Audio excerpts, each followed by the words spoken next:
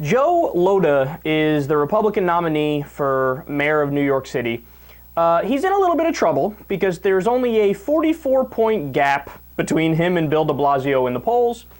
And, I mean, it's almost like a joke at this point. De Blasio is going to win. It bars some sort of miracle for Lhota. But listen to Lhota. He went on Morning Joe, but he absolutely makes a fool of himself here. Phrase that he always falls back to when asked a question about anything. It always falls back to, it's a tale of two cities. There's nothing more divisive than saying we are two cities, whether it's rich versus poor, black versus white, young versus old. He is dividing this city by his core theme. And the reality is, the reason why I have this ad, when you look at the most recent Siena College poll put out by the New York Times, there's a wide gap between where I am and my opponent is. Then look at the issues. The majority of New Yorkers agree with me on all of the issues. I needed to have an ad that woke everybody up because everything being is all about de Blasio, not about me. So I wanted to get the message out. Do you see wealth inequality in New York City as a problem? Wealth and inequality, income inequality is a problem. Here's the only way to deal with it. Here's the only talking about that? Yeah, and he has no way of dealing with it. You just said it was divisive to talk about inequality, but now you think it's a problem too. No, I don't think it's a problem. You said, does it exist? It exists. I don't think it's a problem. I don't think it's a problem. It exists. Insert foot directly in mouth. No, but that's awesome, because if you read the transcript, or you can go back and listen again, he said income inequality is a problem. And then when Stein calls him out, he's like, no, I didn't say it's a problem. I said it exists. And it's not a problem. It's not a problem, but it exists.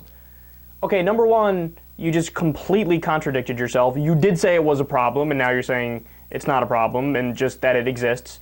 Number two, this guy is representing what a lot of Republicans actually believe. There are a lot of Republicans who say, yeah, income inequality exists, and it's fine. Or there are some that go further and say it's a good thing. Now, let me be clear here, because you have to get specific when you talk about things like this. Some level of income inequality, of course, makes sense. Because, I mean, what are you going to have? A system where, you know, the CEO of a mega corporation who might work, I don't know, 70 hours, 60 hours a week or something like that, that dude should be making the same amount of money as a part-time worker who washes cars?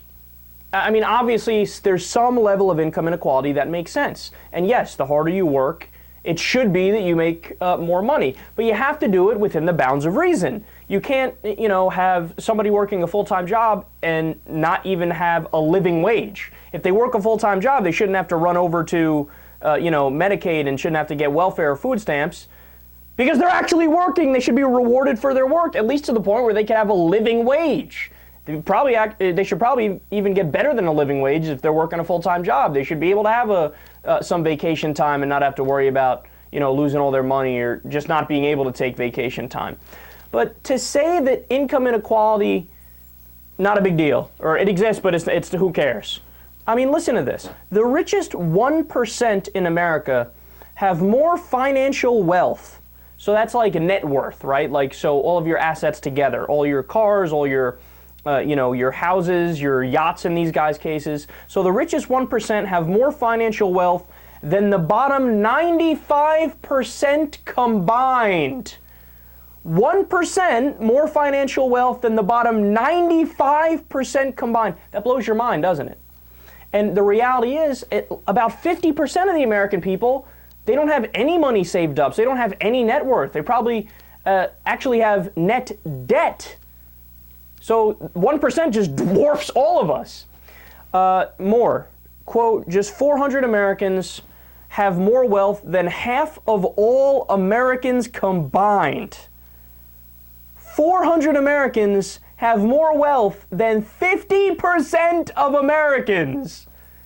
That is insanity, man. Again, there is a level of income inequality that is fine and that makes sense and that everybody could agree to. And by the way, when you look at the polls, the American people, that is their opinion. They say, hey, this is how the wealth should be distributed. Where, of course, there's people who are rich, they have more, and then it goes down the pay scale. But this is way out of whack. This is like a ruling elite. This is like a kleptocracy or an oligarchy.